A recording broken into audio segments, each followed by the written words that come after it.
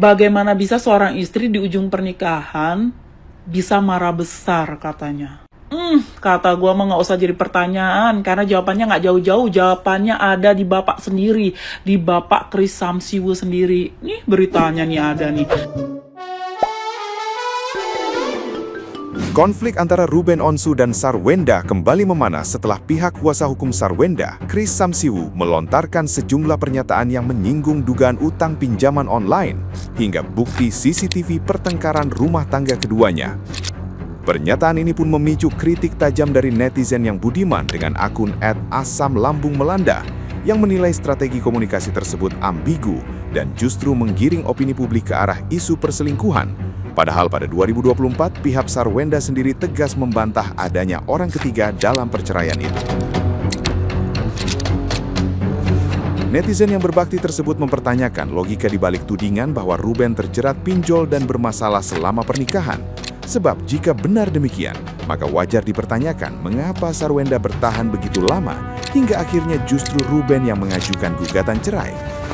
Ia mengingatkan strategi membongkar aib semacam itu beresiko menjadi bumerang dan menyarankan kedua pihak cukup menjalankan hasil putusan pengadilan tanpa terus memperpanjang polemik di ruang publik. Liburin semua chef biar gua sendiri yang memasak ya. Lagi-lagi pihak Sarwenda ngeluarin statement-statement ambigu yang bikin netizen tergiring opininya entah kemana-mana ya. Jadi diwakil oleh Bapak Chris Samsiwo selaku kuasa hukum, mereka nunjukin bukti Ruben pinjol. Terus bilang juga selama pernikahan dulu Ruben sama kliennya Sarwenda, Ruben tuh pernah sakit dan Sarwenda dengan setia menjaga merawat. Artinya Sarwenda sudah menunaikan tugasnya sebagai seorang istri. Dan atas chat-chatan yang tidak sengaja tersebar ya, yang dilakukan Bang Minola di podcast Densu ya, mereka ini membenarkan bahwa itu benar isi chat dari Sarwenda kliennya ke Ruben Onsu. Cuman isinya apa mereka nggak mau ngasih unjuk ya, cuman udah membenarkan tapi nggak mau ngasih unjuk detail gitu loh, tapi mereka simpan buat di persidangan katanya ya. Terus soal CCTV itu yang beredar ya, di situ katanya kan bisa dilihat mereka bertengkar karena apa ya. Dan katanya patut jadi pertanyaan, bagaimana bisa seorang istri di ujung pernikahan bisa marah besar katanya. Kata gue mah nggak usah jadi pertanyaan, karena jawabannya nggak jauh-jauh, jawabannya ada di bapak sendiri, di bapak Chris Samsiwo sendiri. Nih beritanya nih ada nih. Pihak Sarwenda bantah orang ketiga jadi penyebab cerai dengan Ruben Onsu. Nih, Selasa 27 Agustus 2024. Tuh, siapa yang ngomong? Yang pasti kami sampaikan bahwa terkait orang ketiga juga tidak ada.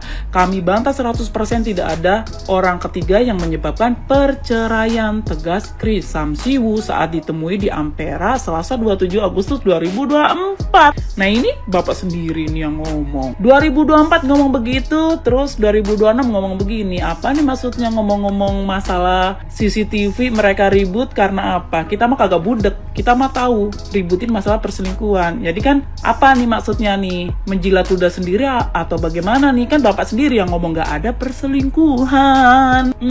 Udah simple aja pak ya. Makin pihak kalian ngeluarin statement kayak gitu ya, memang nggak secara terang-terangan jelek-jelekin Ruben, tapi ya kita nggak bego lah ya. Netizen kan akhirnya tergiring nih, pas disepil tipis-tipis kan akhirnya tergiring nih opininya ya. Ini gue kasih tahu ya pak, itu semua bisa jadi pisau bermata dua buat klien kalian sendiri ya. Jadi pisau bermata dua buat klien kalian sendiri ya, karena patut digarisbawahi yang menggugat cerai adalah Ruben Onsu. Yang menggugat cerai adalah Ruben Onsu. Jika semua opini-opini jelek dan tuduhan itu benar atas Ruben Onsu ya, jika semuanya itu benar, jika memang Ruben ini manusia sebusuk itulah ya, jika memang iya, udahlah HIV, tukang pinjol, selingkuh ya. Pertanyaannya kenapa klien kalian masih bertahan dan sampai diceraikan? Seolah-olah ada satu keuntungan nih yang begitu diperjuangkan dan dipertahankan hingga mentolerir semua kebusukan-kebusukan itu. Nanti netizen akhirnya mencocok logi, oh bener nih, pantesan pas di stop nafkah begini nih akhirnya koar-koar nih, jelek-jelekin nih, ngesepil-sepil tipis-tipis aib-aib nih, dulu-dulu pas lancar cair, nggak begini nih. Nanti malah begitu Pak, ya. Jadi kata gue mau stopin. Kalau memang iya si Ruben pinjol nih, makin menyedihkan lagi nanti opini netizen Pak, ya. Yang pinter-pinter ya, kalau yang tolol-tolol mah memang udah nggak bisa diajak mikir. Yang pinter-pinter pasti mikir, buset ngeri kali ya. Ruben ini bukan artis sepele, dia artis senior yang udah bertahun-tahun bertahan. Artis biasanya kan dia pendatang baru setahun, 2 tahun, terus kemudian redup, ya nggak bertahan. Tapi si Ruben ini kan bukan artis sepele, artis senior ya, sampai kelilit pinjol. Saat ngapanya nih, demi memenuhi tuntutan siapa nih? Nanti makin begitu Pak, ya. Jadi kata gue mau stop, diem. Mereka ini udah cerai, ya, udah cerai. Ngomong ini itu buat apa? Udah nggak zamannya, udah expired, udah nggak ada guna. Mereka udah cerai, ya. Solusinya gampang, ya. Tunaikan aja sesuai hasil persidangan. Ruben kasih nafkah, Sarwenda kasih izin anak-anak ikut Ruben ya. Berapa hari dalam seminggu, selesai masalah udah. Kalau kayak begini udah cerai masih bahas-bahas begini, jatuhnya malah kayak nge-branding image seseorang nih. Kayak ada yang pengen naik lagi, terus bertahan di dunia entertainment nih, gitu. Nah, gimana nih menurut netizen yang terhormat? Silakan berkomentar ya. Jadi gini, kuasa hukumnya si Jendes ya kan diwawancara di media ya, bilang begini, mau gimana pun ya mantan suaminya pernah dijaga, pernah dirawat sampai titik terendah dia sakit, sampai dia sakit di titik terendah dia yang menjaga, dia yang merawat, berarti dia istri yang baik. Terus menurut lo, mantan suami itu menafkahi istri belasan juta, ratusan juta, itu bukan suami yang baik. Terus mantan istri minta rumah, minta rumah mewah, renovasi, dibongkar ulang, minta ini, minta itu bukan tanggung jawab suami yang baik.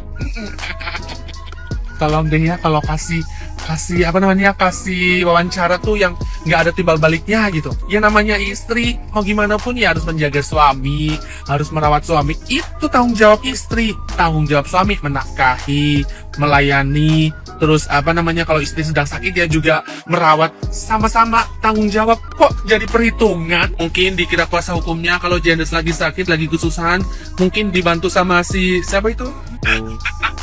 Jadi ngakak aja. Tolonglah pembahasan yang sudah biasa dalam rumah tangga gak usah diukit-ukit.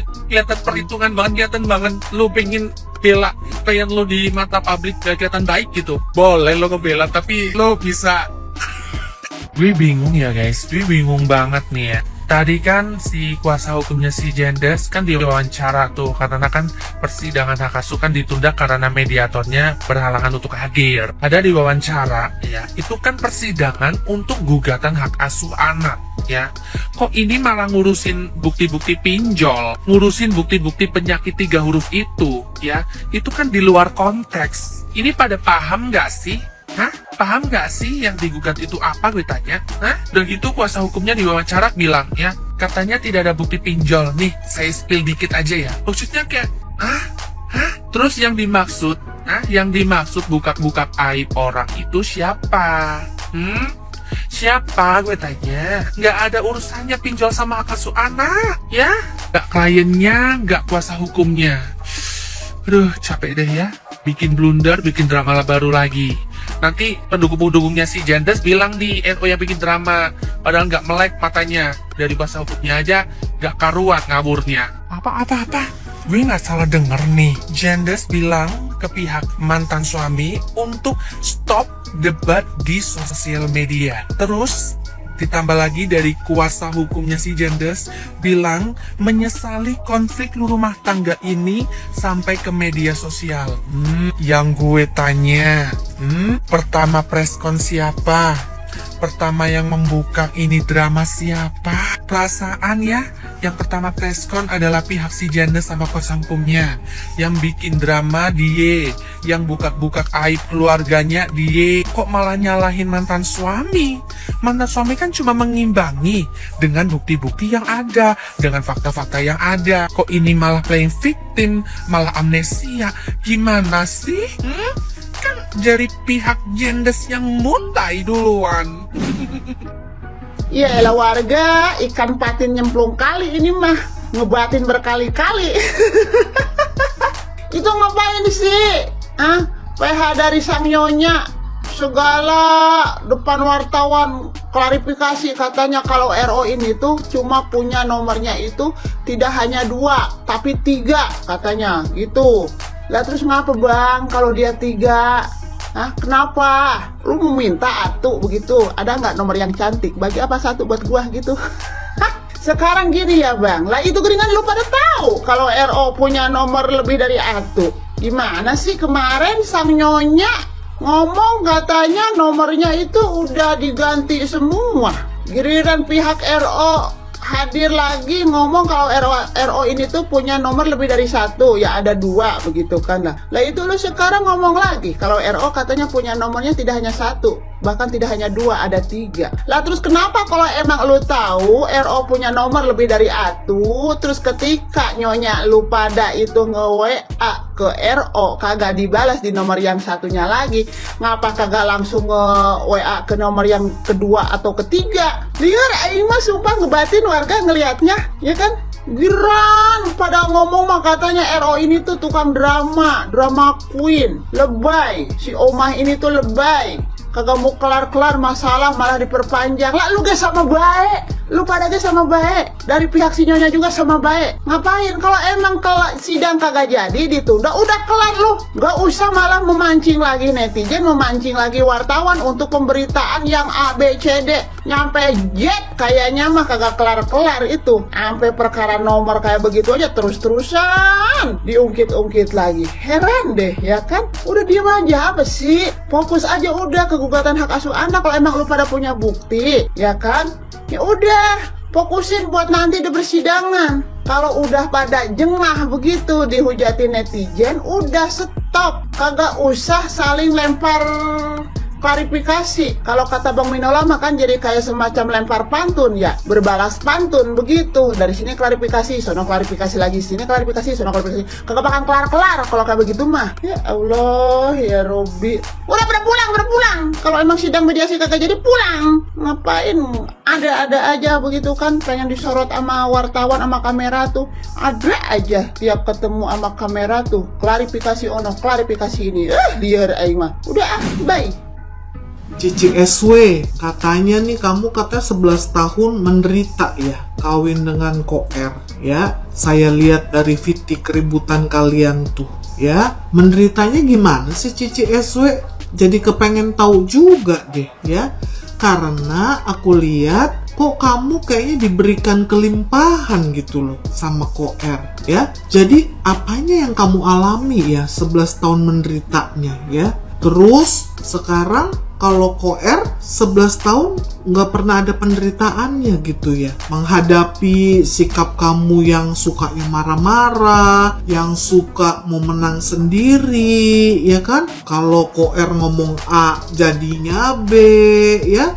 Itu menurut kamu koer merasa apa yang dialami? Coba, kalau kamu kan katanya 11 tahun menderita nih. Kalau koer apa tuh? Dan juga nih, yang aku dengar katanya kedua orang tuamu kan juga pernah bermasalah ya dengan kamu ya. Katanya sakit hati oleh ucapanmu ya, sampai akhirnya kedua orang tuamu keluar tuh ya dari rumah. Dan juga katanya aku dengar ternyata kamu itu juga pernah ribut sama adikmu ya. Dan yang mendamaikan juga ternyata koer loh. Berarti dalam hal ini kamu memang senengnya ribut terus ya, senengnya cari masalah terus ya Cici SW ya, sampai sekarang juga begitu ya, menciptakan hal-hal yang tidak enak gitu ya, untuk seperti terlihat koer itu yang sangat bersalah banget tuh ya. Tapi ternyata kamu loh yang bener-bener luar biasa ya. Saya nggak mau nih ngomong terlalu menghujat kamu ya, takutnya nanti jadi fitnah ya. Tapi di sini saya bilang aja lah, kamu itu luar biasa banget loh ya, gitu loh. Semua yang kamu rasakan itu, tapi kamu juga tidak pikirkan apa yang dirasakan oleh mantan suamimu ya. Jadi marilah kita berpikir nih teman-teman nih ya, dengan cerita yang diucapkan oleh Cici SW di medsos. Oke.